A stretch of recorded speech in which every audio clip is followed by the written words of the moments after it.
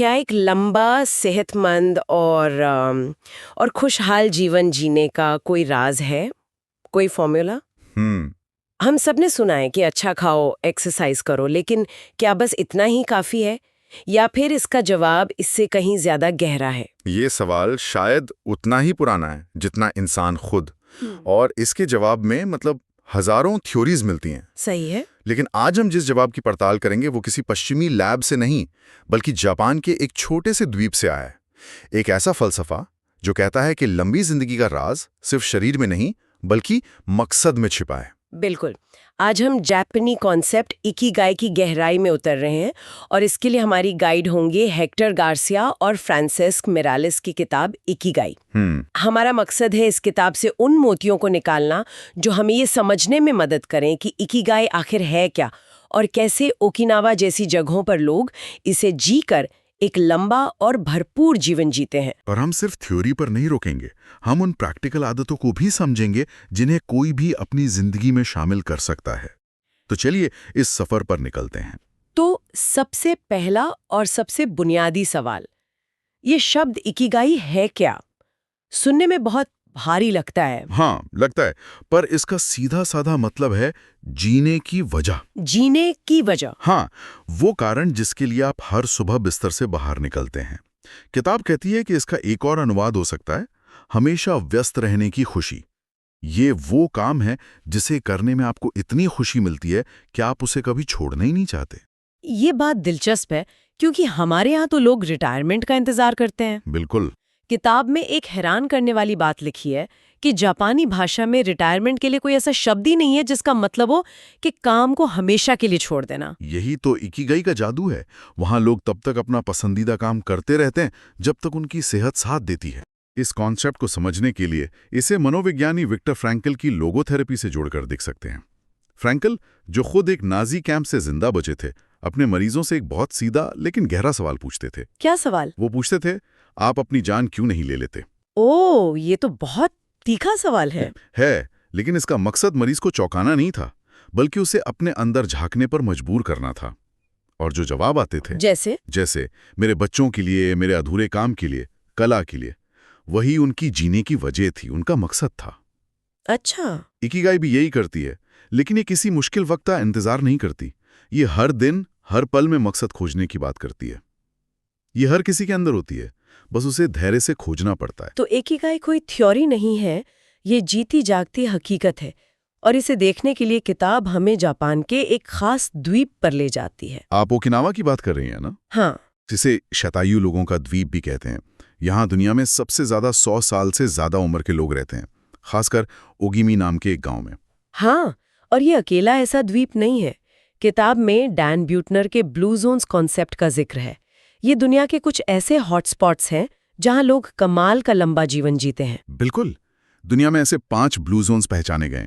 पहला तो ओकिनावा ही है, फिर है सार्डिनिया, इटली का एक द्वीप। अच्छा। तीसरा है लोमा लिंडा, कैलिफोर्निया, जहां एक खास धार्मिक समुदाय रहता है। चौथा कोस्टारिका का निकोया प्रायद्वीप और 5वां ग्रीस का इकेरिया द्वीप।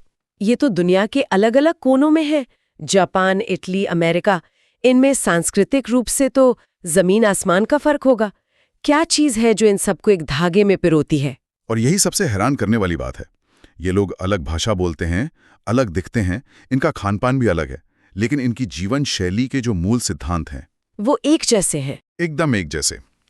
जैसे मजबूत सामाजिक रिश्ते, रोजमर्रा की हल्की पुल्की मेहनत, पौधों पर आधारित आहार और सबसे जरूरी, जीवन में एक मकसद। ये हमें बताता है कि लंबा और खुशहाल जीवन किसी एक संस्कृति या जीन पर नहीं, बल्कि कुछ सार्वभौमिक आदतों पर टिका है जिन्हें कोई भी अपना सकता है। तो ओकिनावा में ये सामाजिक रिश्ते कैसे दिखते हैं? वहां इसके लिए 2 खूबसूरत सिद्धांत है। पहला है इचारीबा चोदे। इचारीबा चोदे? हाँ, इसका मतलब है हर किसी से एक भाई की तरह व्यवहार करो, भले ही तुम उनसे पहली बार मिल रहे हो।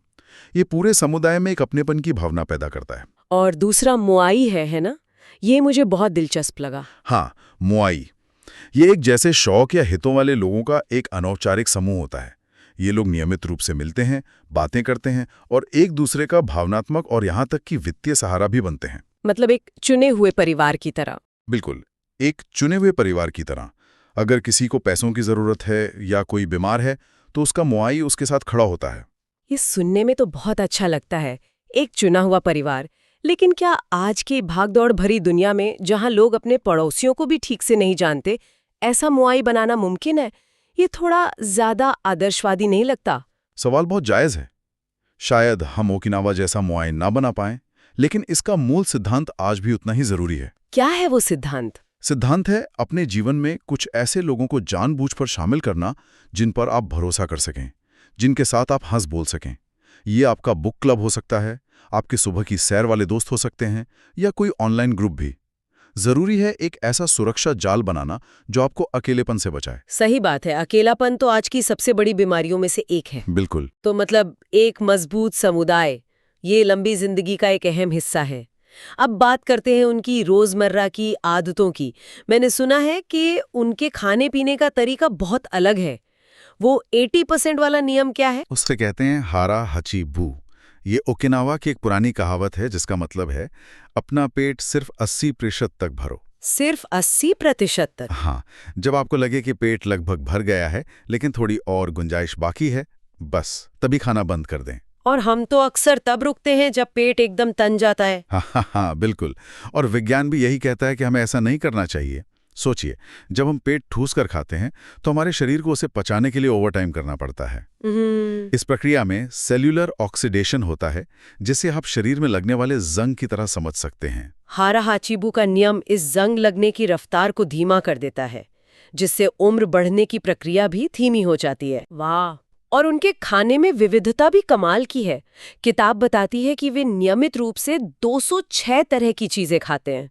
हाँ, हम तो शायद हफ्ते में 15-20 चीजों पर ही टिके रहते हैं। बिल्कुल। वो हर दिन औसतन 18 अलग-अलग तरह के खाद्य पदार्थ खाते हैं। इंद्रधनुष के लगभग हर रंग की सब्जियां, टोफू, शकरकंद और हफ्ते में 3 बार मछली।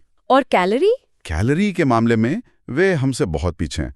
एक औसत अमेरिकी जहां 3500 कैलोरी लेता है, वहीं ओकिनावा के लोग 1800-1900 में ही काम चला लेते हैं। और किताब में 2 जादुई चीजों का भी जिक्र है ना? एक कोई खास चाय और एक फल। हाँ, एक है साम्पिंचा, जो जैस्मीन और ग्रीन टी का मिश्रण है। ये एंटीऑक्सीडेंट से भरपूर है। और दूसरा है शिकुआसा। शिकुआसा? ये नींबू जैसा दिखने वाला एक खट्टा फल है जो वहां हर जगह उगता है। इसमें नोबिलेटिन नाम का एक जबरदस्त एंटीऑक्सीडेंट होता है, जो संतरे से 40 गुना ज्यादा होता है। 40 गुना? हाँ, और ये कैंसर और कई दूसरी बीमारियों से बचाने में मदद करता है। तो मतलब कम खाना, सही खाना और रंग बिरंगा खाना, ये तो सेहत का एक पहलू हुआ। लेकिन मैंने सुना है ओकिनावा के लोग बहुत एक्टिव भी रहते हैं। पर क्या इसका मतलब यह है कि 100 साल के लोग वहां जिम में वजन उठा रहे हैं? बिल्कुल नहीं। यही तो सबसे दिलचस्प बात है। उनकी एक्सरसाइज वैसी नहीं है जैसी हम सोचते हैं। तो फिर कैसी है? वे जिम नहीं जाते, मैराथन नहीं दौड़ते। उनकी जिंदगी में ही गति है।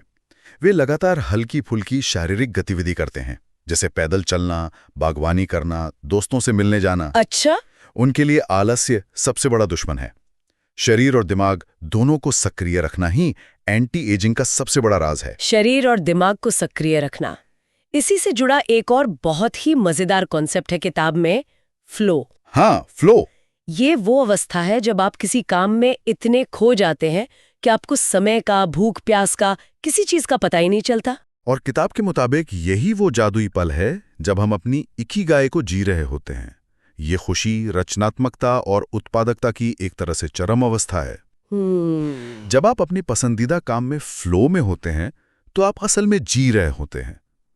आपका अस्तित्व और आपका काम एक हो जाते हैं। तो इस फ्लो की अवस्था को हासिल कैसे किया जाए? क्या इसका कोई फॉर्मूला है? किताब इसके लिए 3 रणनीतियां बताती है।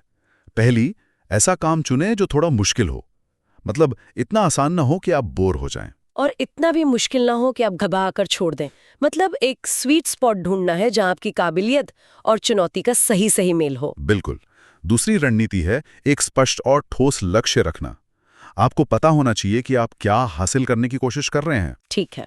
और तीसरा, जो आज के मोबाइल और नोटिफिकेशन के जमाने में सबसे मुश्किल है, मल्टीटास्किंग ना करना। हाँ, एक समय में सिर्फ एक ही काम पर ध्यान केंद्रित करें।